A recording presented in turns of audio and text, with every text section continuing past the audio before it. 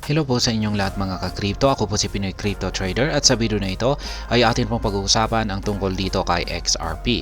Kung saan ang sabi po rito ay analyst expects XRP to reach $3.84 before or right after Bitcoin halving. Ayan, meron daw po isang analyst dito. Ang inaasahan po niya na itong si XRP ay magagawa po nitong akyatin ang presyong $3.84. Maring ito ay before or after maganap ang Bitcoin halving. Kaya yan, bago po tayo magpatuloy ay nais ko lamang po munang bigyang linaw ang aking disclaimer kung saan ang nilalaman po ng video na ito ay hindi po ito isang financial advice. For education and information purposes lamang po ang layunin nito. Maliban po dito ay nais ko na rin pong magbigay babala na wala pong kahit anumang group chat ang Pinoy Crypto Trader. According to a recent prediction by an analyst, the price of XRP could surpass its previous all-time high within the next few months. Ayan, yung inilabas na po ng analyst dito na kanyang prediction para kay XRP ay posible na daw pong malampasan ni XRP ang kanyang previous all-time high o yung kanyang kasalukuyang pinakamataas na presyo na o yung kanyang pinakamataas na nakamit na presyo nitong kanyang previous performance. At ito ay magagawang lampasan ni XRP dito sa paparating na ilang buwan.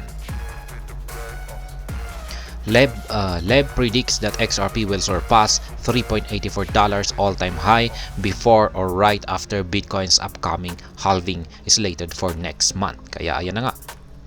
Ang crypto analyst ay si Leb. Yan, siya po si Ginoong Leb. Siya po ang naglabas dito ng kanyang prediction kay XRP na magagawa raw pong lampasan ni XRP ang kanyang all-time high na $3.84. At pwede raw po itong mangyari bago maganap ang halving or pagkatapos ng halving event. Yan, ang Bitcoin halving event ay meron na po tayong content na nagpapaliwanag dyan para sa mga hindi pa nakakaalam. Yan, search na lamang po ninyo. At yan na nga, yung Bitcoin halving event na ito ay magaganap po ito sa paparating na buwan. April na po yan, buwan po ng Abril. Kaya marami pong nakaabang ngayon dito sa magaganap na Bitcoin halving na ito. Ito po yung actual tweet ni Lib. Ayan, check po natin yung kanyang actual tweet. Ayan, mayroon po siyang pinakitang chart dito ni XRP. 2 weeks chart time frame po ito mula kay Binance. At yan, nakikita po natin yung kanyang price projection dito. Ito po yung mga kulay puti na mga candlestick. Yan po yung kanyang linagay rito na price projection niya. Magpapatuloy lamang po daw po ito. Magpapatuloy pa po ito ng ilang mga consolidation tapos bigla po siyang sasabog. Yan, yung kanyang pinakamataas na posibleng akyatin ay nasa mga $4. Expecting 2018 all-time highs to be taken out very soon before or right after BTC halving. Ayan na nga, inaasahan niya na mababasag ang previous all-time high na XRP na kanyang nakamit noong taong 2018. Yan po yan, dito yan, taong 2018. Yung mga karayom na yan ng mga candlestick natin ay yan po yung nagdulot ng kanyang all-time high.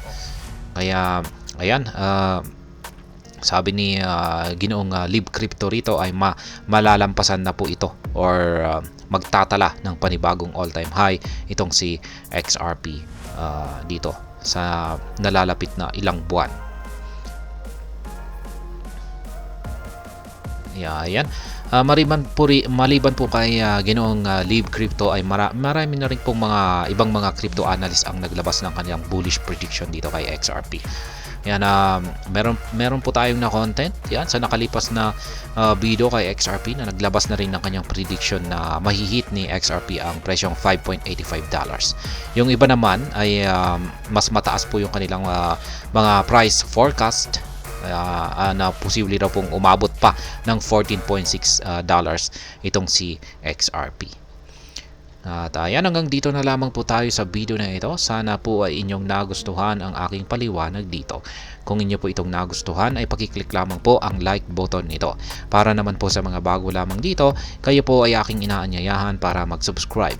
Pakiclick na rin po ang bell icon nito dahil ito po ang siya magsisilbing notification nito sa mga bago kong videos na akin pong ina-upload sa aking YouTube channel na ito. Marami pong salamat sa panunood. Ingat po tayo lagi at God bless po sa ating lahat.